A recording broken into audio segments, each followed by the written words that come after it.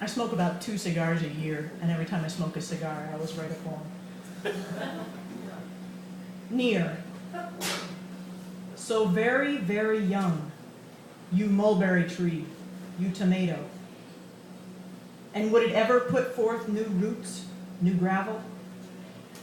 What obligations do we have, other than the rain in the gutter, bumblebee on the spine, or guttural like life? Not more than smoke curling into the air. Surely not that much more.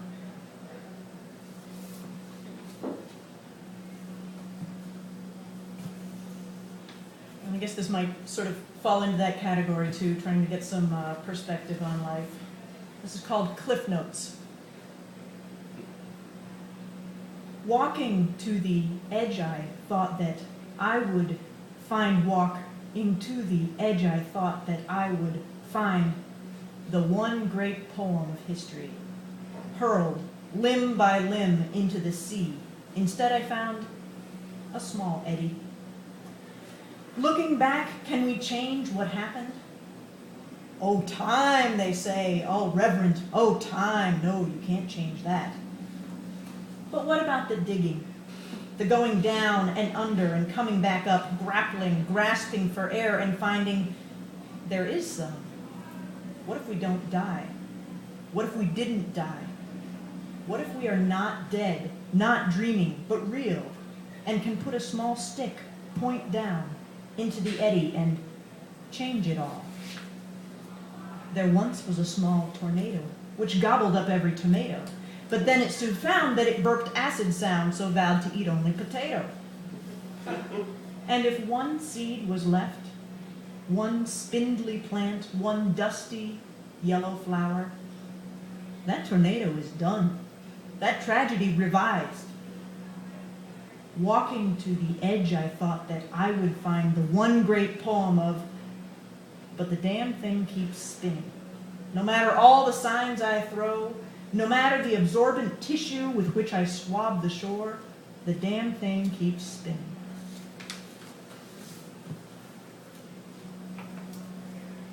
And I'm going to read a portion of a piece that is actually sort of a translation of a translation. Federico Garcia Lorca wrote a piece called The Sleepwalking Ballad, and I don't actually speak Spanish. He wrote it in Spanish, so I read a translation of it. And then I actually kept the structure, but I changed almost all the adjectives and nouns. This is called Verdi in the Night. Thick, I want you thick. Thick wind, thick tree. Little boat on the waves and donkey on the pass. Hand at her belly, she gazes from the balcony. Thick hair, thick skin, and eyes like onyx. High in the nomad sky, stars blinking a question, and she cannot look up. Thick, I want you thick. Dew freezes in crystals on the empty market carts that rumble in the dust at first light. An olive tree scrapes its breezes on the rough twists of branches, and the mountain, a cougar, rattles with thorns. Who has been here? How long ago?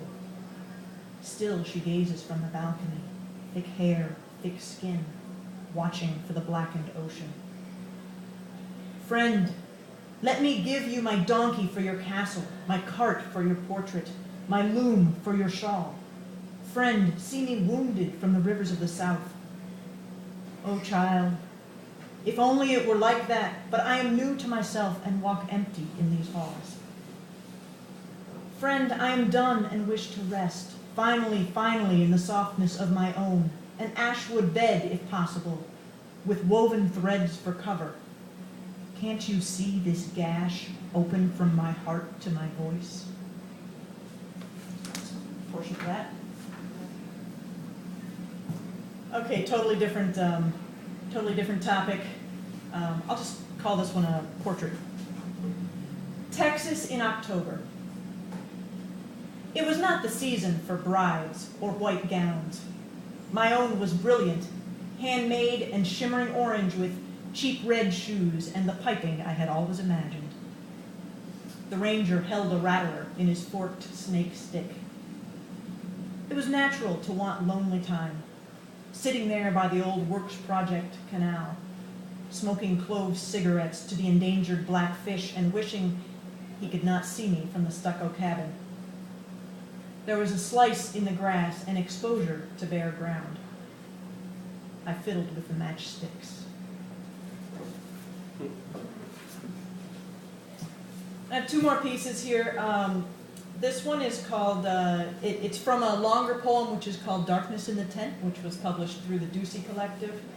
And roughly speaking, I would say that longer piece is, it's about as honest as I can get about marriage and relationships, and my own in particular. This is called The Shape of Gone Desire. My boots striding forward on the crisp fall day, there is sun and color in the trees. It is election day, and for a few more hours, some hope that the country will improve itself. My boots striding forward on the crisp fall day, and I'm missing a body part. Lighter now, but too light. Afraid of floating away, a wisp brushed to the clouds.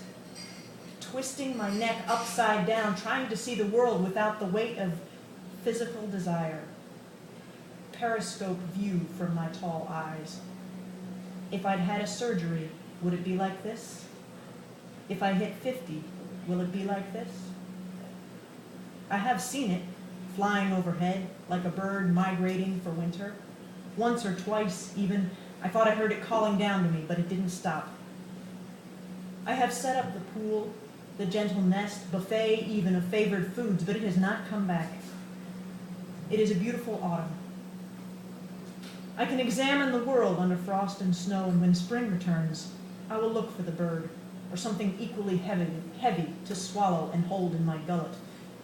I think of adding weight to my boots as a temporary measure, but it is my pelvis that is lacking gravity, and walking light for a while with periscope hope may actually lengthen my spine.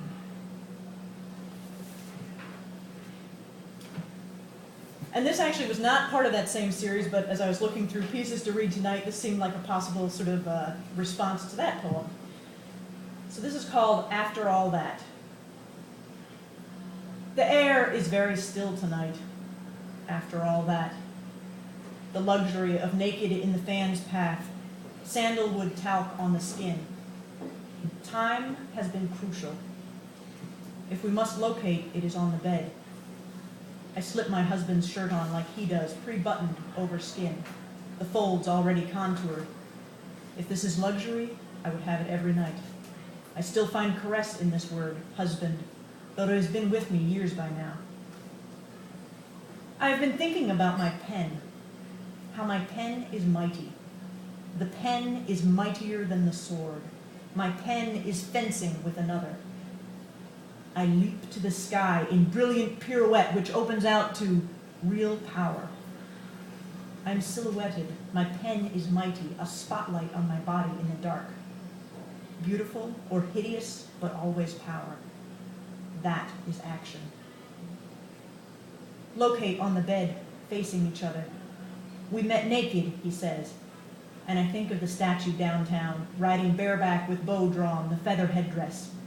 I remember my husband with such long hair. We have not been alone since the making. We coexist with what we have created. We met naked, and here we are again. Thanks.